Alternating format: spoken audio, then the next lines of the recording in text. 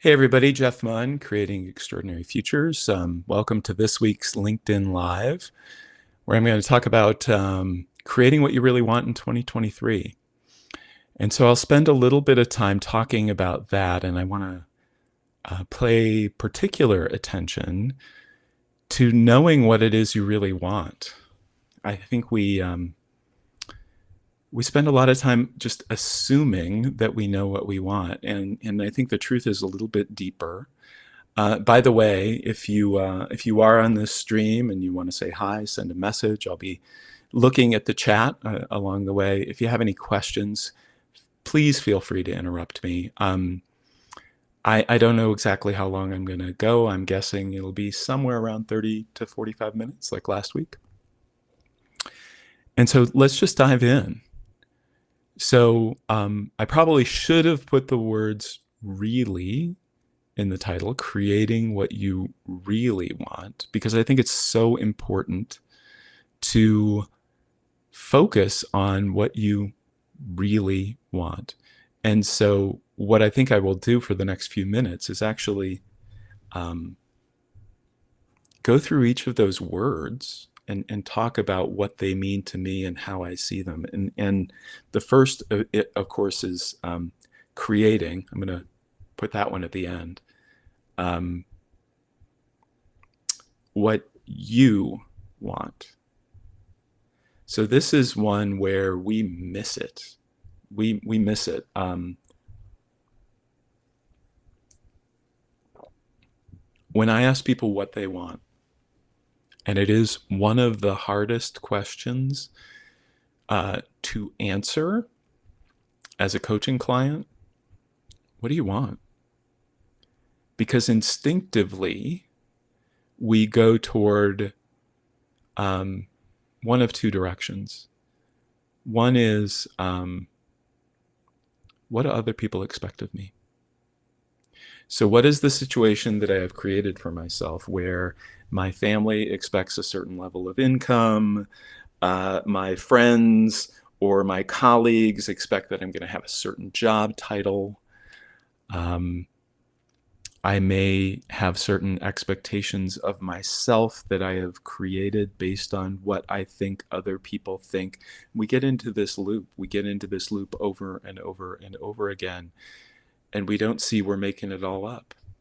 Because at the root of this, everything we're experiencing, whether we're experiencing that as expectations of other people or something else, is our own thinking. And when we see that, that's the first step toward getting out of this prison of thought that we're making for ourselves, that we're creating for ourselves, that we're living in. And so every time someone comes to me and says, well,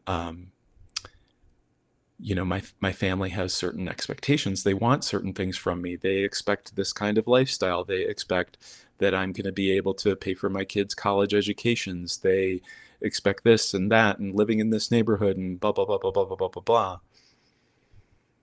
I always say, have you asked them what they want? Because most of the time, my experience is, when you're an overachiever and you've created this story for yourself that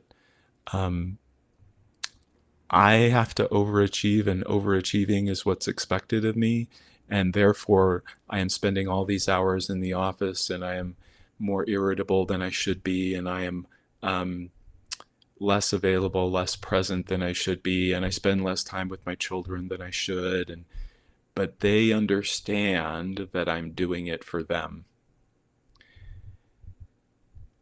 And they don't.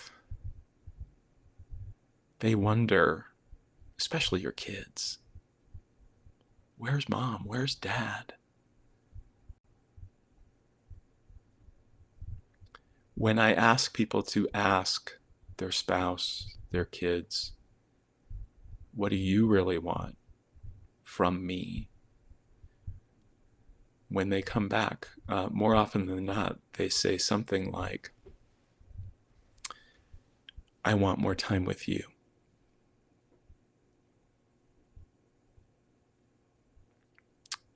So I'll come back to the you, not the expectations that you've created that you think other people have of you, but you. You know, there's a whole nother layer there of like, well, my boss, I've got a really demanding boss, and my boss expects this and this and this, and my boss expects me to work on weekends, and my boss expects me to travel, and my boss expects blah blah blah blah blah. And when we unpack that, it becomes clear very quickly that the person thinks that the boss expects this of them, but they've never really tested it. They've never said no. There's this story of not enoughness, this story of I can't possibly work hard enough to justify my job title, my pay. If they really found out about me, they would fire me in an instant. You know, this imposter syndrome. And so there's just this unquestioning assumption that I'm gonna do what the person asks. I'm gonna come in on the weekend. I'm gonna get on that flight at 8 a.m. Monday morning, or I'm gonna give up my Sunday so I can travel, so I can be in the office at 8 a.m. Monday morning, over and over and over again. And there's a whole area to test there, just around saying, no, I'm sorry, I can't do that. I have plans with my family. I have this, I have that. I told my family I wouldn't travel on weekends, whatever. Like, you can redefine. So you've created an expectation in your mind, then you've created that with your boss without ever having a conversation with your boss. And then the boss ends up having these expectations that you think the boss had from the start, but you actually created with the boss. It's a self-fulfilling prophecy, right? You've always showed up. You've trained the boss to expect you to show up. And so you have an opportunity to redefine that.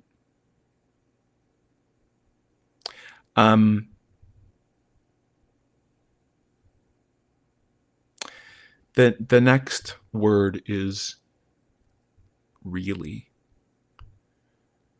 What do you really want? And what I'm getting at there is, what do you want because you want it, not because you think it's going to fix you? So even if you're able to set aside the expectations of others, you've got these expectations of yourself, this story that you have created, these physical sensations that arise in you whenever you violate those expectations that you have of yourself. I think I've talked about in videos, I might have done it in the LinkedIn live last week, where, you know, there is a way that I work with my clients, whether it's one-on-one or in a group, to identify and then to forgive those expectations, because they are getting in the way. They are this prison, this jail cell built out of thought that you don't even see, that you just automatically assume is real. And it may look like the next job, whether that's VP or SVP or EVP or C-suite or CEO. It may look like, if only I can get that job, I will have proven myself. If only I get that job, people will respect me. If only I get this pay increase, if only I get this exit for this number of zeros, then I will be whole and complete and happy. And the truth is that that's a story you're making up based on a story we've accepted as a culture, that the way that we create happiness for ourselves is we create stuff out there, that we get, new car, new house, new job, new spouse,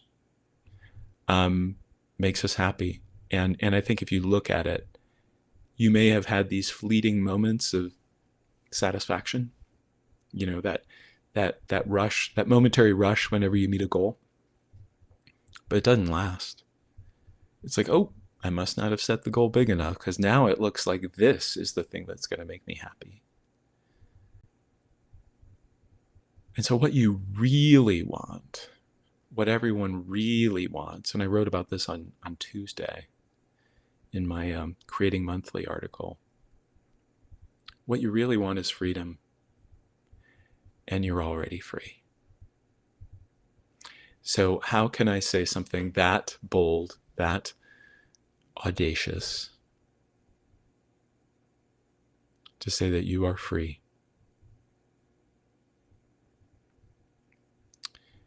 If we go back to the fact that you are creating your world 100% of the time and experiencing it internally, you're never experiencing the outside world, you're only creating the internal model that you've constructed of it.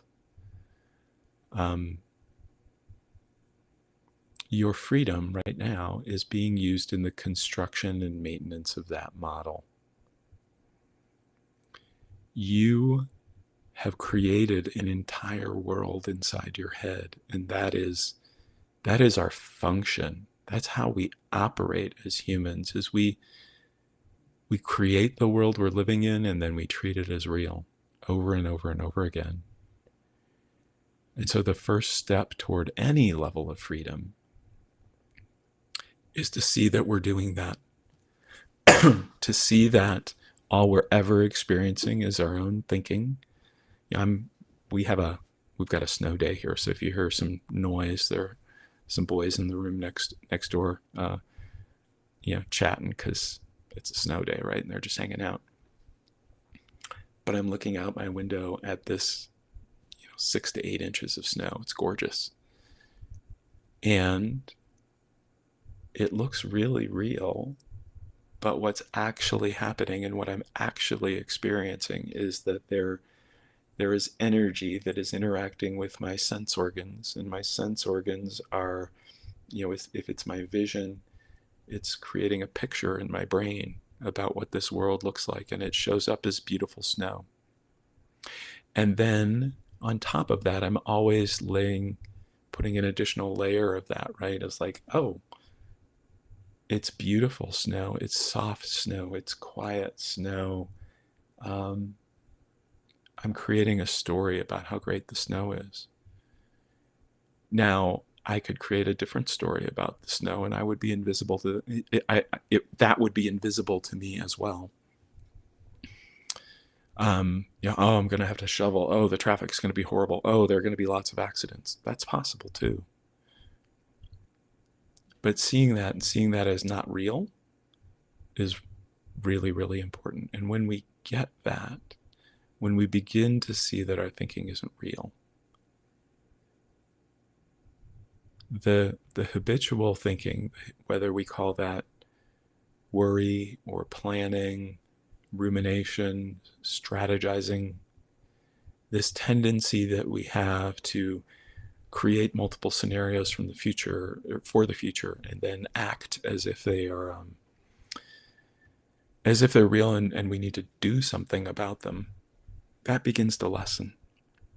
And what shows up instead is a couple things. One, we begin to recognize this inherent capacity that we have to respond in the moment and to do what's needed. And we have that available to us 24/7.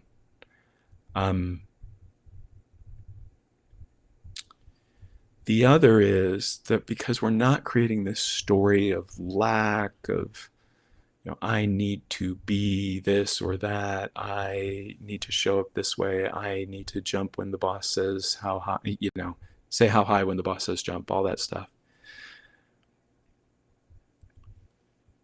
In the quieting that happens, there's a knowing. The how do you know what you really want shows up as a knowing. It may not be specific. It may just be a direction. It may be, I need to listen to the rest of this video. It may be, I need to think about what I'm going to do next because I'm miserable here. It may be, I need to go to lunch with a friend of mine. And we can navigate life 100% just based on what we know to do next. You know, there's that old story about how you can drive from New York to San Francisco at night with your lights on and never see more than like 100 feet in front of you. But, used to be you'd have a map, but now we have GPS.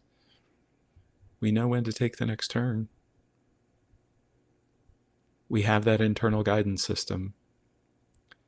We may only have a general sense of where we're headed, but the GPS will still tell us, if we're able to listen turn by turn, how to get there.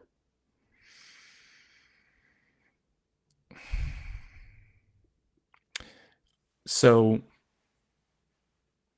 I got a couple questions in advance, and I'm wondering, I'm just kind of going through right now what's the best process for this, because I think I told you last week I try not to script these. I try to respond in the moment to what's showing up, and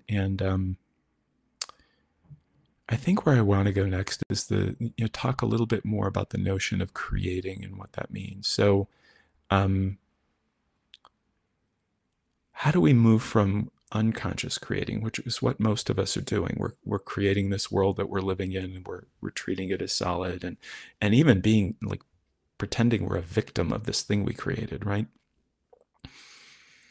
How do we move from unconscious creating to conscious creating? And I think it probably makes sense to talk about that in the context of my group coaching program, Creating What's Next. We're getting people together for this right now. You may have a knowing that you should be listening to this. You may have a knowing that, oh, nope, this isn't for me. And you can get off the recording or the live stream. But there's this magic that can happen in a group that adds to what we will be creating together. So there are several levels of creation. One is the creation of this group, a group of people that see that we're creating the world inside out, that we can create it differently, that we can be more conscious of our creating, and supports each other in that process, and in calling each other out on the, wow, you're making that really difficult. What if it were easy? Wow, what if you knew a little bit more clearly? Wow, how are you getting in your own way? Wow, what are the circumstances that you're making up that are keeping you stuck? Wow, I see this incredible possibility for you. Do you see it for you? All of that shows up in the context of a group. So it's not just the coach. It's not just me pointing it out. It's the group beginning to see. It's also the group beginning to see. I've been part of a group for a while now that I will offer something to another person and realize I'm also offering it to myself. Like when I say to someone, how do you show up more strongly? I'm saying that to me too. I'm seeing it for me too. Every question in a group ends up being of value to everyone in the group because you're all looking in the same direction. You're all looking for the same thing. And finally, I think I told you, the curriculum that I'm creating around the act of creating and how we not only create, but we free up that sense of freedom that we're made of as we see that more and more, as we begin to let go of and forgive ourselves for having these judgments about ourselves, creating these rules for ourselves that we did when we were young that get in the way of us now doing stuff. We begin to see that and we begin to drop that through the curriculum that I am creating to walk us through that step by step. It's like every day, every week, you're stepping into a little bit bigger, a little bit more free version of yourself. And so even if you don't know what you want to create yet. You just know it's not this. Step by step, you're gonna see this more and more. You're going to step into this more and more. I think now is actually the right time. I'm thinking about a couple of these questions. First question that I wanted to address: with a recession looming,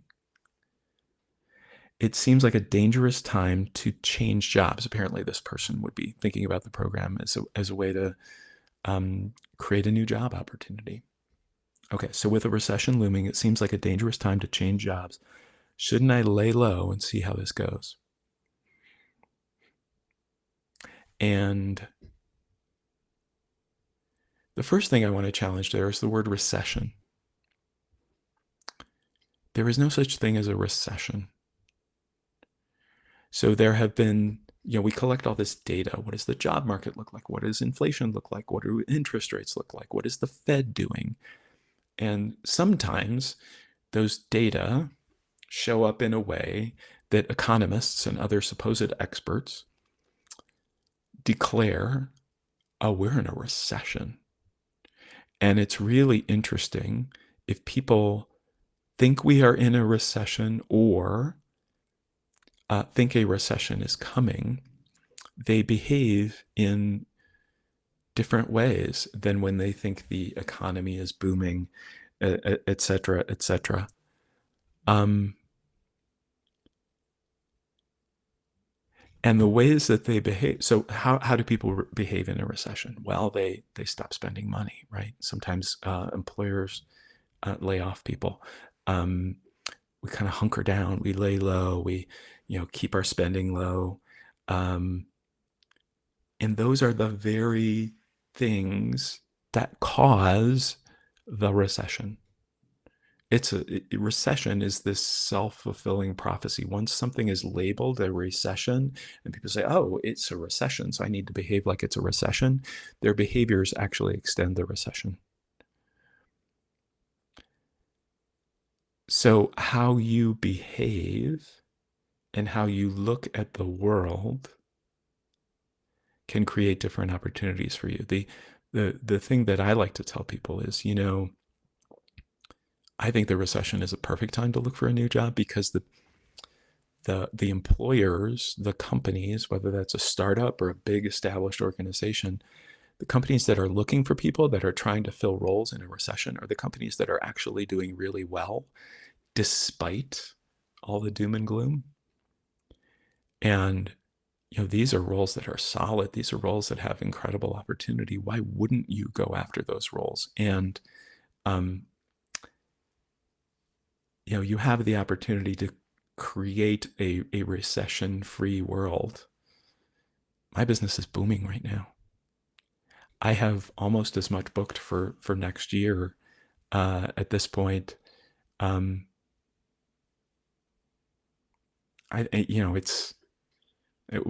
I think about it, it's more than I've made some years. I've already got booked for next year. I have people coming to me asking me to help because they're not seeing, they see the possibility, but they also see the possibility that they can create in a way that completely negates the impact of that word.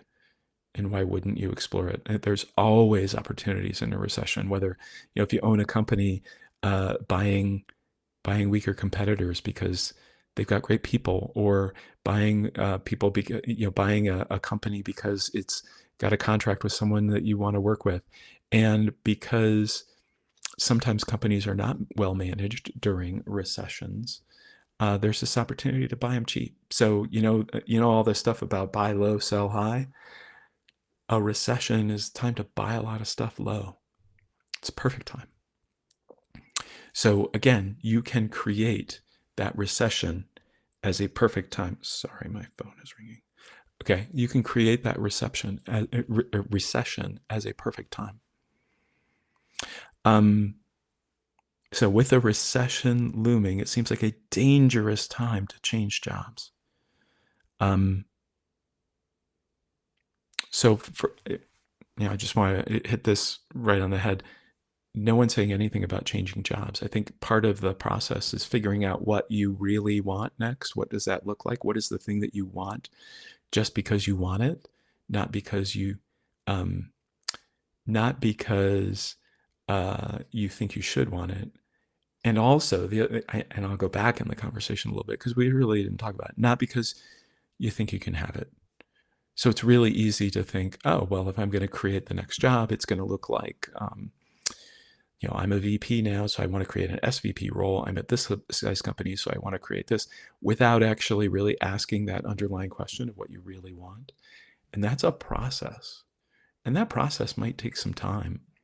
And so, if you were to go into a group coaching and the only thing you got out of it is you had an understanding and excitement about what you wanted next and how to go after it, that in and of itself would be worth the price of admission. Like, what is the result that would make any amount you invested in coaching a no-brainer? So, with a recession looming, seems like a dangerous time to change jobs. Shouldn't I lay low and see how it goes? Well, how's laying low and seeing how it goes? How is that for you right now? How long have you been thinking about, wow, this isn't working for me? And so this, it isn't a right time, is a story. And it's a story we instinctively and naturally create to keep ourselves safe. It's a story that we naturally create. We create the saber-toothed tiger in the bushes that we're afraid of. And then what do we need to do to avoid the saber-toothed tiger? Well, don't go out of the house. Saber-toothed tiger's right there in the bushes. Don't look for a job. What if people found out? What if you picked the wrong one? What if it didn't work out? Again, when we see we're making that up, when we can let it calm a little bit, then there's a knowing of what to do next. And it doesn't have to be a huge knowing. It can be a knowing, it can be a little knowing. Go to lunch with someone. Call someone to catch up that you haven't caught up with in a while. Hey, I'm just I want you to know I'm beginning to think about what's next and wanted to talk to you because you've always seemed to have your finger on the pulse. And then notice what happens when you follow that knowing. Test it and see, did it work? What happened? What was the result that you got when you trusted your knowing? And then you're going to learn over time, how do I know it's knowing? That's an interesting one, right? Is there a bodily sensation I associate with it? Is there just a calm centeredness, something along those lines? You're going to get to know the knowing. You're going to get to know the situations and the knowing shows up. You're going to have this sense of, well, I'm not sure, but I think I'm going to take this little leap of faith. And the leaps of faith are going to be bigger and bigger and bigger. And you're just going to discover the amount to which life supports you in a bigger and bigger and bigger way. So laying low, playing it safe, isn't it a bad time? Shouldn't I wait for me to be less busy? It shows up in a lot of ways, and it's always with the purpose of keeping you safe. So it's well-intentioned. It's well-intentioned for you in the short run, but it's not very good about helping you realize any kind of vision that you have for yourself in the long run. You're always going to be facing resistance, internal resistance. And you're just going to have to see what it actually is and how it has served you in the past and how you have greater trust for yourself now. You don't need that anymore. You don't need that inner child who's worried because he or she feels small and weak. The other question that I got, And again, this is specific to the program. So let me just step back for a second. I put this on the LinkedIn Live last week. There's some stuff on my YouTube channel, but just to give you context, um, I created this group with the idea of creating something that for the vast majority of people was actually better than one-on-one coaching. Now, that's not to say that one-on-one coaching isn't powerful in the right circumstance, but that right circumstance is typically someone who's incredibly busy, someone who is at a very senior level of an organization, or even, running the company or their own business. So there's a lot of concerns about confidentiality and sharing things, and they might need a lot of flexibility because they're busy, so we need to move times around, that kind of thing. That kind of arrangement for me is 75 to 100 grand for a year of support, and it's rigorous. I mean, we go in deep. We create a lot of time to really look at the stuff that I've been talking about, especially the stuff around your thinking, your habitual way of creating yourself, and creating a new version of yourself. Because when you're thinking about something you want to do, or something that appears as something you really want, the first step is creating yourself as a different person in order to go after that thing. The first step is to come from a more powerful sense of being.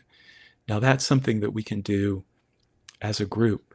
And for the vast majority of people, because you have multiple people in a similar situation, believing similar things, going after similar things, it's this reinforcing, self-fulfilling prophecy that we all are able to build something for ourselves that is more powerful than either of us could do, any of us could do alone. Um, and so I wanted to create that as something that, wow, if you create what you really want to create, the investment is going to be peanuts. I mean, it's $10,000. It's, for most people, that's a decent sized check to write, and it's peanuts, because the value, the ability to create that is so powerful for people, so life-changing for people. I want to ask you, what is it you really want? And what would it mean to you? What would it be worth to you to create that?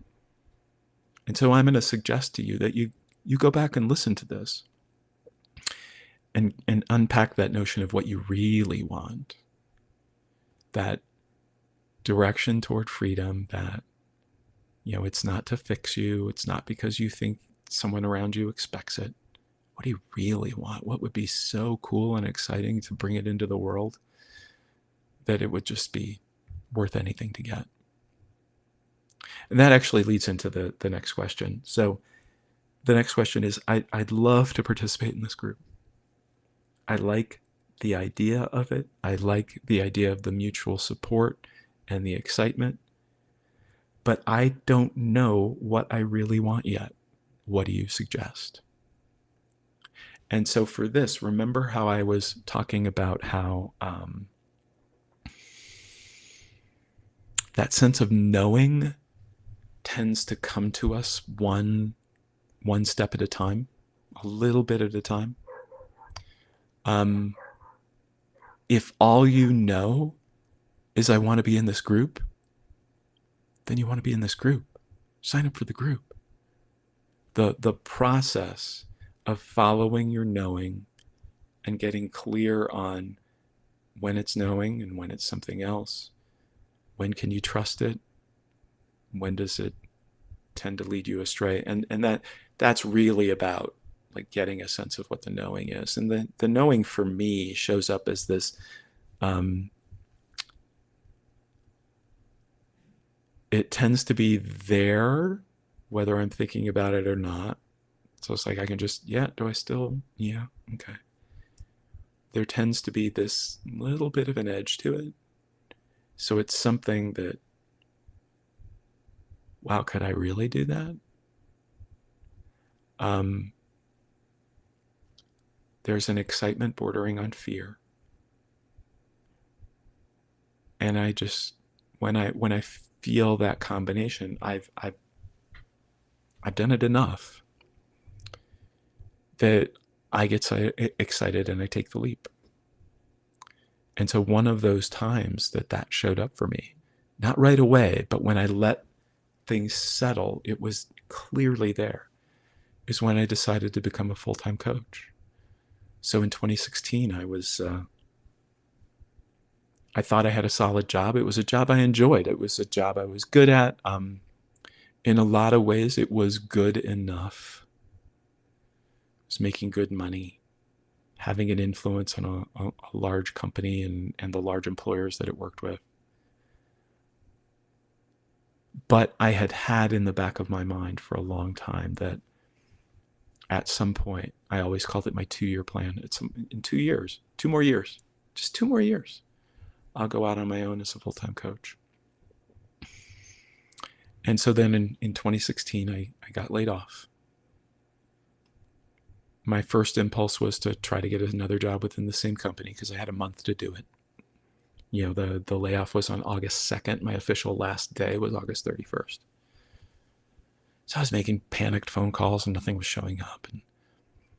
And then August 31st came, and then I thought, well, I'll be a consultant. And there was this story in the back of my mind that was getting in the way that I really needed to look at. And the story was, I can't make a full-time living coaching. And yet, there was this knowing that coaching was the next step, the next path. I didn't know. I needed to make a full-time living coaching. I didn't know how I was going to do that. But something showed up for a coaching intensive with a coach I admired. So I took the first step. And then I got the opportunity to work with him for a period of 6 months. And then I really found this coach, Doug Silsby, whose training really appealed to me. I spent 1.5 years with Doug, and he actually got 4th-stage cancer during my time working with him. I was like the last class to work with him. So had I not followed that impulse, I would never have gotten the chance to work with him. I got the impulse that I wanted to work with more senior people. I got, this knowing, and then the next knowing, the writing on LinkedIn knowing, the getting a virtual assistant knowing, the taking the course that I'm just taking right now knowing. And there were a lot of things that would show up to me that I get really excited about, and then I'd settle in. Like, no, that's not right for me right now. But when it was right, always it worked out. Maybe not within the timeline that I thought, but sometimes faster than I thought, sometimes way more spectacularly than I thought. And so I've done this. I know where you are. I not only opened a coaching business, I moved across the country. I wouldn't be looking at the snow if I was in Washington, D.C. right now. Every step of the way, there was a knowing. Every step of the way, I decided, do I take this next step or do I not?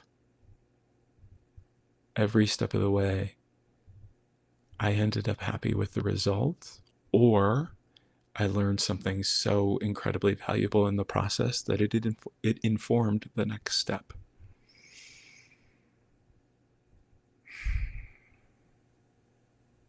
So I want you to ask yourself, where are you right now? And if there is this sense, it may be 100% clear. I want to go create this. Great, let's help you create it. It may be, I don't know what the next 6 months are going to look like, but I know I'm not in the right spot. I know there's something else out there for me. It's just this kind of knowing discomfort. Let's explore that. Even in a 30-minute phone call, I think you can get a sense really quickly. Is this a hell yes for me? Or is this a not right now? And either way is you trusting your knowing. But first of all, let's get a sense of what that knowing is actually telling you that's not the saber-toothed tiger in the bushes. So I'm going to close there. If you have any questions, DM me. Send me an email, jeff@jmunn.com. There are a lot of ways to stay in touch with me. I have an email list. You can send me a DM and I'll send you a link to that. I have a YouTube channel. What I have found is most valuable for people is to stay in this conversation and reminding ourselves that we create the world, and then noticing how we create the world that we're living in. The simulation, it's a virtual reality simulation where we're living in the matrix and not seeing that we're the ones making it. And noticing that, so incredibly powerful. That's the next step toward the freedom that we're all looking for. That's the pointer at the freedom that we're made of, because we have been free to create that. And we're also free to create something else. Let me know also if you have any ideas for topics next week. And I've been enjoying this Thursday noon Eastern rhythm. I plan to continue it at least till Thanksgiving. And I hope to see you next week. Thanks.